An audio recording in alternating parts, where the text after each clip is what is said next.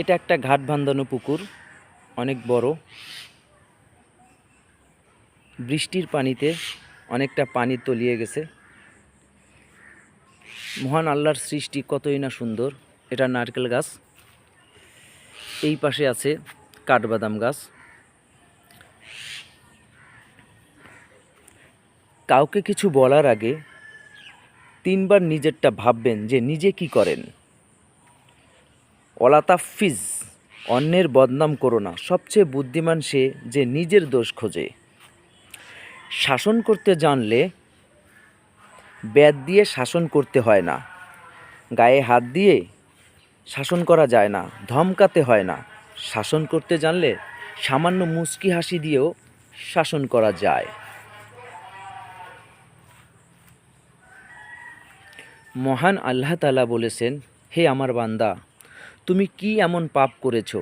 জমিন থেকে আসমান পর্যন্ত পাপ করেছো, সমুদ্রের ফেনার মতো পাপ করেছো। তুমি আমার কাছে ফিরে এসো, তওবা করো, আমি তোমাকে ক্ষমা করে দেব, কারণ আমি কাউকেই পরোয়া করি না।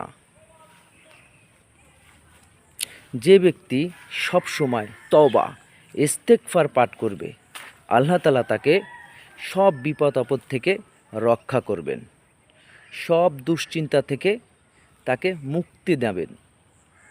এমনকি তাকে এমন অবস্থান থেকে রিজিক দান করবেন সে নিজেও কখনো কল্পনাও করতে পারেনি।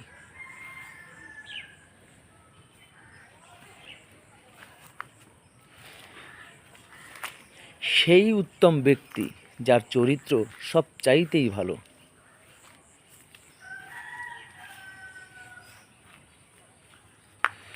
মানুষের সাথে সদাচরণ ব্যক্তি আল্লাহর নিকট প্রিয়।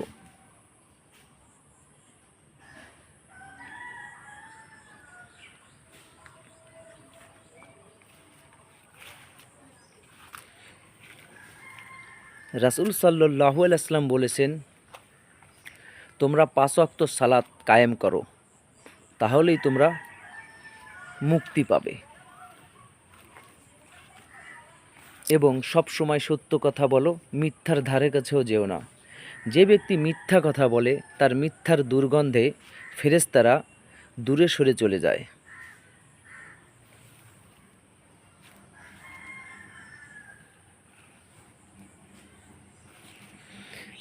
যে ব্যক্তি মানুষের সাথে মিশুক সেই ব্যক্তিকে মহান আল্লাহ তাআলা খুব পছন্দ করেন।